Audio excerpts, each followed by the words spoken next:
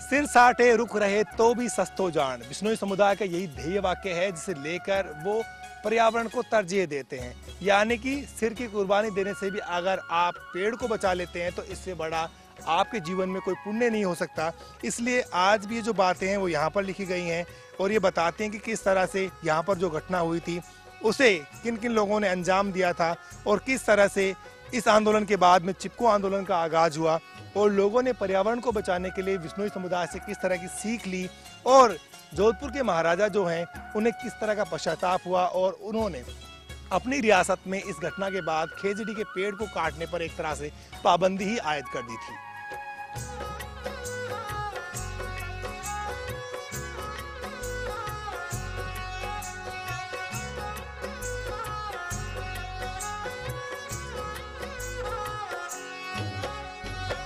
खेजड़ी के पेड़ों की बहुतायत के कारण इस गांव का नाम खेजड़ली पड़ा। इस धाम में भी खेजड़ी के पेड़ बहुत ज्यादा हैं क्योंकि यहीं पर सबसे ज्यादा खेजड़ी के पेड़ों को काटने का अभियान चालू किया गया था, लेकिन गांव के लोगों ने अपने आप को कुर्बान कर दिया, लेकिन एक भी खेजड़ी नहीं कटने दी। हारे थके बादशाह ने फिर अपना हुक्म वापस लिया और यहाँ पर आकर के माफी मांगी, इसलिए इस गाँव का नाम खेजड़ली पड़ गया। और आज भी लोग बड़े श्रद्धा से इस गाँव का नाम लेते हैं क्योंकि इस राज्य वृक्ष को बचाने के लिए जितना बड़ा योगदान बिश्नोई समुदाय का है उतना बड़ा शायद किसी का नहीं।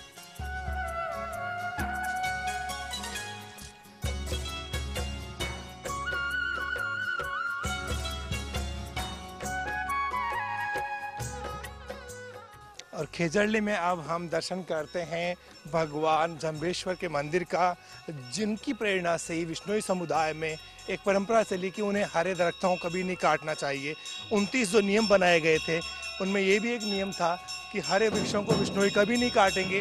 इसलिए ये जो नियम कायदे हैं बिश्नोई समुदाय में बहुत ही अहमियत रखते हैं। ये सबसे पुराना मंदिर है जिसमें आप देख सकते हैं कि यहाँ पर पूजा अर्चना जो है, जो भी आता है वो करते रहते हैं।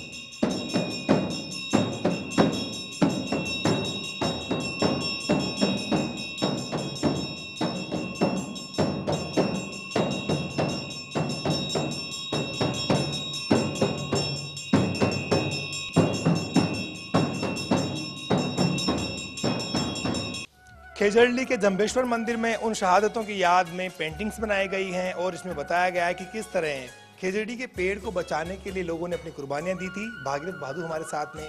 बहादुर साहब, ये जब जोधपुर महाराजा की सेनाएं आई तो किस तरह से यहाँ के लोगों ने इनका सामना किया और किस तरह से ये लोग पेड़ों के लिए अपनी कुर्बानी देते चले गए? मुझे आपको कहते बड़े गर्व से कहते बड़े ये हो रहा है कि हमारे समाज के अंदर प्रथम महिला अमृता देवी बिश्नोई, जो कि यहाँ की रहने वाली थी, इनको मालूम पड़ा कि दरबार ने अपनी फौज को यहाँ भेजा है और फौज को इसलिए भेजा था कि हमारे यहाँ खेजड़ियाँ बहुत थी, तो खेजड़ियों को काट उनको क्या चूना तपाने के लिए किला बन रहा था और खेजड़ी को चूना तपाने खेजड़ी की, तो उन्होंने बोला कि सबसे ज़्यादा यही खेजड़ियाँ थी, तो यहाँ आकर के काटने लगे। तो हमारे सबसे पहले अमृता देवी बिश्नोई थी, तो उसने कहा था यहाँ क्या कर रहे हो, तो हम तो खेजड़ी काट रहे हैं। तो उन्होंने कहा था सिर साठे रूख रहे तो भी सस्तो जान, अगर सिर काटने के बाद भी हमारी खेजड़ी बच जाती है तो हमारे लिए बड़े गर्व की बात है। आप क्या मानते हैं किस तरह से यहाँ के लोगों ने जो है अपने आप को पर्यावरण से जोड़ा? क्या गुरु जंबेश्वर ने जो शिक्षाएं दी थी उनका ये असर था कि अमृता देवी एक बार आकर के खेजड़ी से चिपकी तो पूरा का पूरा गांव चिपकता चला गया और देखते देखते लाशों के ढेर लग गए? देखो, इतिहास में यह पहला उदाहरण है। दो देश के प्रधानमंत्री मिलते आज बात करते हैं कि पर्यावरण बचना चाहिए। हमारे अमृता देवी बिश्नोई ने उस टाइम पेड़ पौधों के लिए 288 वर्ष पहले पेड़ के चिपके शहीद हो गई। अमृता देवी देखते देखते हमारे आजू बाजू के लोग, सारे बिश्नोई लोग 363 शहीद हो गए थे। तो धीरे धीरे आजू बाजू के लोगों को महसूस हुआ कि अभी ये क्या हो रहा है। फिर दरबार को पता चला कि ये अन्याय हो रहा है। फिर दरबार बाब जी आए, सब माफ़ी मांगी, जो सारी व्यवस्था बैठ के हुई। उसके बाद में हमारे यहाँ मेला भरा जाता है, बहुत भव्य मेला होता है। तो बहुत भव्य मेला भरता है हर साल, यहाँ पर लाखों की तादाद में लोग जुटते हैं और उस संघर्ष की गाथा को याद करते हैं और किस तरह से वो कुर्बानियां हुई थी, किस तरह लोगों ने अपनी जान गंवा दी थी पेड़ों को बचाने के लिए, खेजड़ी को बचाने के लिए। इसका जिक्र इस पेंटिंग में किया गया है कि किस तरह से राजा की फौजें आई। गिरधरदास भंडारी जो थे उनकी अगुवाई में जोधपुर महाराजा की फौजों ने खेजड़ी गांव को पूरी तरह से घेर लिया था और सबसे पहले इमरता देवी जो है वो शहीद हुई। उनकी 3 जो बेटियां थी, चीमा, दामा और इमरती, ये भी जो है शहीद हो गई। और उसके बाद में ऐसा सिलसिला चला कि पूरा का पूरा गांव पेड़ से चिपकता चला गया और बच्चे, बूढ़े, जवान एक एक कर शहीद होते चले गए। ये जो बातें हैं ये यहाँ के गांव के बाशिंदों को आज भी प्रेरित करती हैं। इसलिए यहाँ पर पेड़ काटना गुनाह है। हर आदमी जो है उसके लिए यहाँ के हरे दरख्त की रक्षा करना पहला दायित्व है।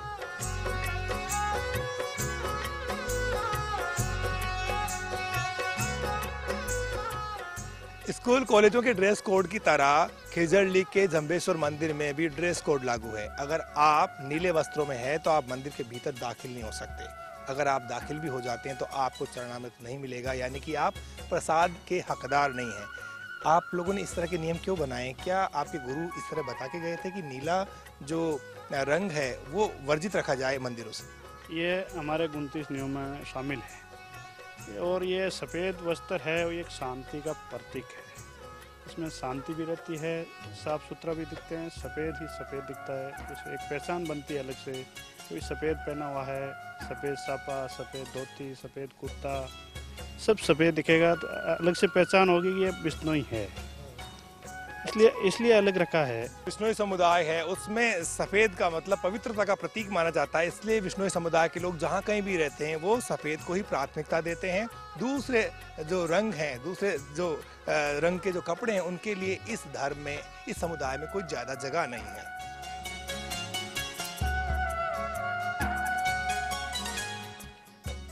खेजड़ली का ये वो स्मारक है जो उन वीर शहीदों की याद में बनाया गया है जिन्होंने पर्यावरण को बचाने के लिए अपनी कुर्बानियां दे दी थी। और इसलिए जब भी लोग यहाँ पर आते हैं माथा टेकते हैं और नमन करते हैं उन योद्धाओं को जिन्होंने खेजड़ी के वृक्ष को बचाने के लिए हंसते हंसते अपने प्राणों को कुर्बान कर दिया था।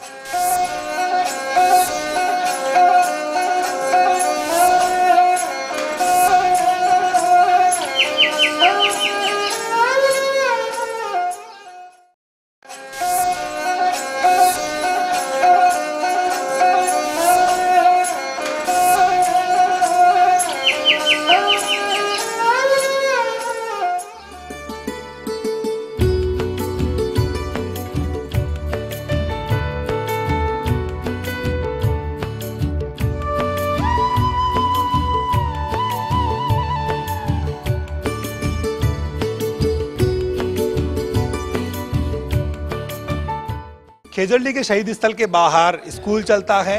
कक्षा 2 से लेकर 8वीं तक का ये स्कूल है जहाँ पर बच्चे संस्कृत की पढ़ाई करते हैं। लेकिन विडंबना ये है कि यहाँ पर संस्कृत का टीचर ही नहीं है। मेरे साथ में बच्चे हैं जिनसे गुरुजी कुछ इंटरेक्शन कर रहे हैं। आप क्या जानते हैं, ये जो आपके यहाँ पर जो शहीदी स्थल बना हुआ है ये किसकी याद में बना हुआ है और इसका इतिहास क्या है? इसका ये इतिहास है कि जंबेश्वर भगवान हमारे गुरु थे। उन्होंने एक नियम में बताया कि जीव दया पालनी, रोक लीनो नहीं धावे, यानी को जीवों की रक्षा करनी चाहिए और रूह को नहीं काटना। हरे वृक्ष को काटना यहाँ पर अपराध है।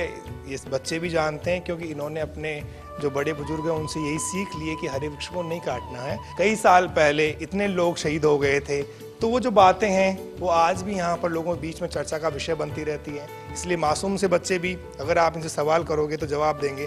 गुरुजी, आप इस गांव में कई सालों से पढ़ा रहे हैं, क्या महसूस किया है? इतने लोगों ने कुर्बानी दी, शहीद हो गए पेड़ को बचाने के लिए। आज पर्यावरण के सामने बहुत बड़ी चुनौतियाँ हैं। पूरी दुनिया एक जगह बैठ रही है और संकल्प ले रही है कि भाई जो ग्रीन हाउस गैसेज है उनका उत्सर्जन रोकना है, कार्बन डाइऑक्साइड है, मोनोऑक्साइड है, उसने जीवन को खतरे में डाल दिया। तो आप लोग क्या ये मानते हैं खेजड़ली से प्रेरणा ली जाए तो पूरी दुनिया में समस्याएं खत्म हो जाएगी? पूरे विश्व में एकमात्र खेजड़ली में ही विश्व पर्यावरण मेला पड़ता है और ये विशेष रूप से इस गांव के लोग एक तो वन्य जीवों के प्रति, दूसरे वृक्षों के प्रति बहुत जागरूक हैं। ये हमेशा ही मतलब इनकी रक्षा करने के लिए तत्पर रहते हैं सर। ये जहाँ तक मैं 4-5 साल से यहाँ देखा है, बहुत ही जागरूक है इस मामले में और ये पर्यावरण बचाने के लिए बहुत बड़ा मतलब सहयोग कर रहे हैं। पूरी दुनिया में पर्यावरण को बचाने की बहस चल रही है, पूरी दुनिया चिंतित है, धरती का तापमान बढ़ रहा है, ऋतुओं का जो चक्र है वो गड़बड़ा गया है। अगर दुनिया के देश खेजड़ी से प्रेरणा लें तो शायद इस तरह की दिक्कत और परेशानियां शायद दुनिया के सामने पैदा ही ना हो।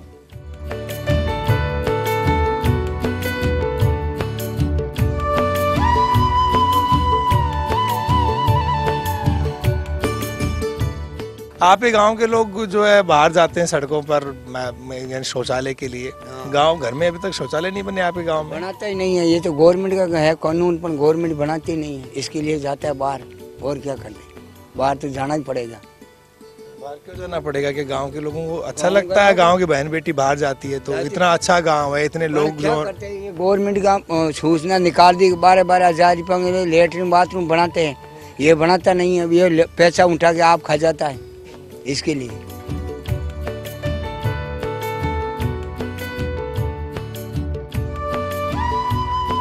खेजड़ी में विकास की तस्वीर बहुत ही ज्यादा धुंधली नजर आती है। विकास यहाँ पर नजर नहीं आता, लोग परेशान हैं। गांव के लोगों को इस बात की पीड़ा है कि जिस गांव को बरसों पहले आदर्श गांव बन जाना चाहिए था, वहां पर अब भी विकास के नाम पर ज्यादा कुछ हुआ नहीं है। आप मास्टर जी क्या महसूस करते हैं, क्या पीड़ा है इस गाँव को इस बात की? इतिहास के पन्नों पर स्वर्ण अक्षरों में खेजड़ी का नाम आता है, लेकिन खेजड़ी में विकास नाम का जीरो है। कोई विकास नहीं है, कोई कुछ नहीं है। पर्यावरण कह रहा है यहाँ काला मर्ग अभ्यारण्य बना हुआ है, लेकिन मेरे को तो नहीं लग रहा यहाँ बना हुआ है। सिर्फ कागजा के अंदर ही वो एक फॉर्मेलिटी की जाती है, बाकी कुछ नहीं है। जो लोग उम्मीद लेके आते हैं खेजड़ी ऐसा होगा वैसा तो हुआ नहीं, अभी तक नहीं हुआ, क्योंकि सरकार ने अभी तक कोई ऐसी ठोस योजना नहीं बनाई है इस गाँव के लिए कि अभी पानी की व्यवस्था अच्छी तरह की जाए।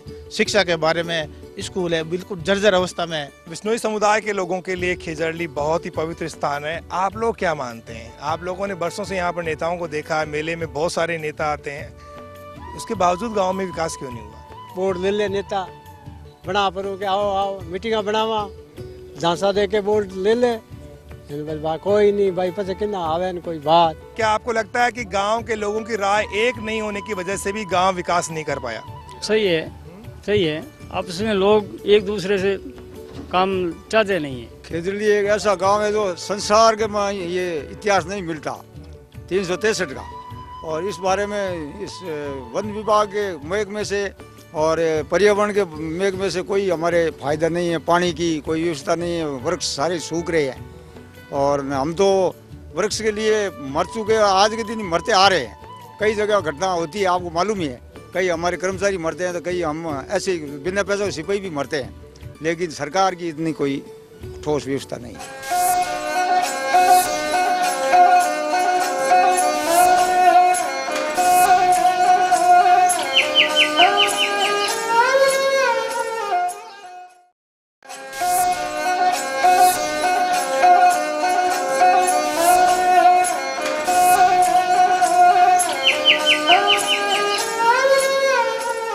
खेजड़ी के पास ही जाजीवाल धोरा है, यहाँ पर गुरु जंभेश्वर का मंदिर है और यहाँ पर सबसे खास बात ये कि यहाँ हिरणों और इंसान के बीच गजब की दोस्ती है। महिलाएं तो यहाँ पर हिरणों को दूध भी पिलाती हैं। बरसों से हमने सुना है, पढ़ा है, लेकिन आज हम प्रत्यक्ष देख रहे हैं। इनको किस तरह से पालते हैं आप लोग? तो इन्हें दूध पिलावा, चारों चरवा, बाजरी खिलावा, आटो खिलावा, रोटी खिलावा, इस तरह बच्चा ने पाले, जीवाने पाले, छोटे बच्चे ने किस तरह पाले, जीवाने पाले। यहाँ पर 1975 से ये हिरणों को पालते हैं हम। जब हमारे बड़े स्वामी आचार्य भगीरथदास जी यहाँ पर आए थे, उस समय ये 1975 में आए यहाँ से। यहाँ पर जाजीवाल दौरा पे हम हिरण की रक्षा करते हैं, मोर पक्षी जीव पर दया करते हैं हम। हमारे 29 धर्म के लिए एक धर्म है, उसमें लिखा हुआ है कि जीव दया पालनी। ये छोटे छोटे जीव जिनके माताएं नहीं हैं, इनकी किसी कुत्ते ने पकड़ लिया, आदि कोई शिकारी जानवरों ने मार दिया है, आज उनको हमारे पास में यहाँ रहते हैं और उनको आश्रय मिला हुआ है। और इसी आश्रय को देख करके यहाँ बहुत सारे हैं, बाहर भी हजारों रह रहे हैं, मगर इनको हम आश्रय दे करके और यहाँ जीवन व्यतीत करवा रहे हैं।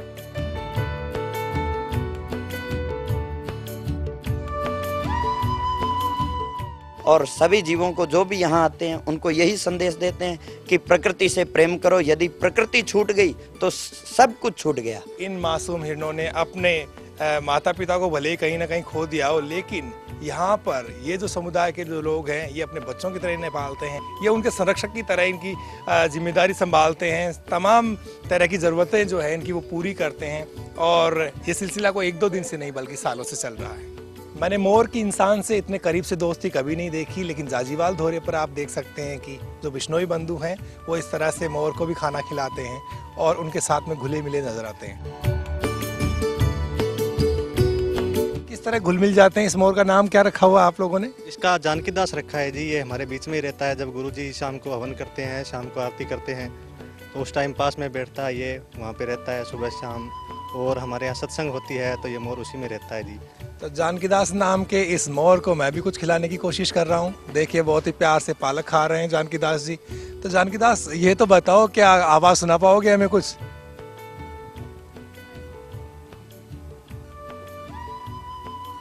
लेकिन डर नहीं है, खौफ नहीं है, दहशत नहीं है। सबसे बड़ी बात है कि यहाँ पर जो वन्य जीव हैं वो खुलकर पूरी आज़ादी के साथ घूमते हैं और यहाँ किसी भी तरह का उन्हें डर महसूस नहीं होता और वो इंसानों के साथ ऐसे घुले मिले हुए हैं जैसे कि उनका सदियों का बड़ा नाता जुड़ा हुआ हो।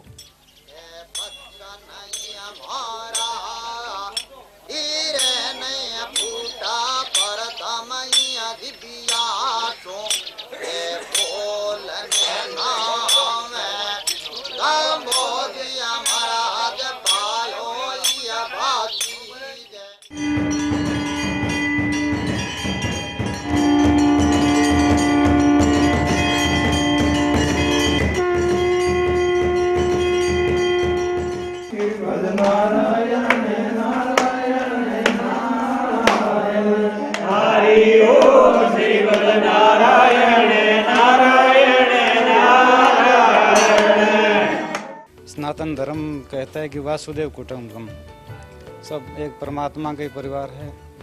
तो लोग क्या इस चीज़ को भूल चुके थे। तो आज से 550 साल पहले जम्बेश्वर भगवान ने वही बात 29 नियम के रूप में समाज के सामने रखी। तो 29 नियम में एक ही नियम बना दिया कि जीवों पर दया करनी है। कोई भी जीव हो, हिरण नहीं, कोई भी जीव, उस पर दया करनी है।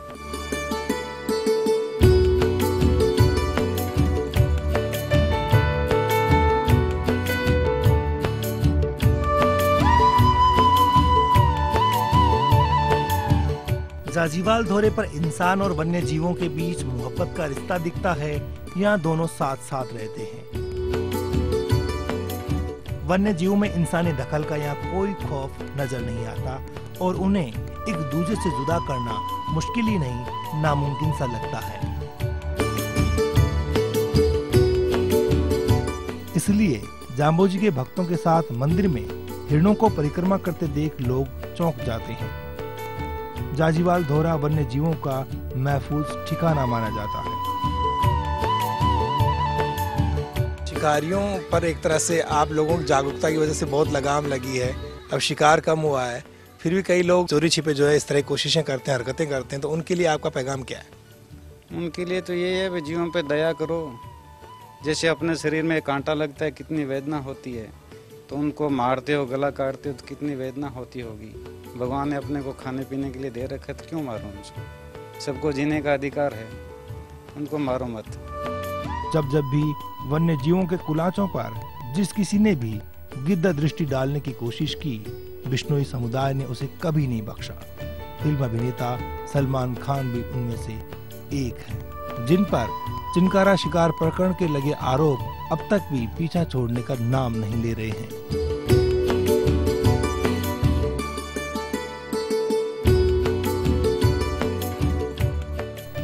सारी दुनिया पर्यावरण प्रदूषण के बढ़ते खतरों पर चिंतित है। सारे राष्ट्राध्यक्ष सुझाव और उपाय बता रहे हैं, लेकिन उन सबको एक बार खेजड़ली और जाजीवाल धोरा दिखा दिया जाए तो हो सकता है पर्यावरण को बचाने का कोई ठोस हल निकल जाए।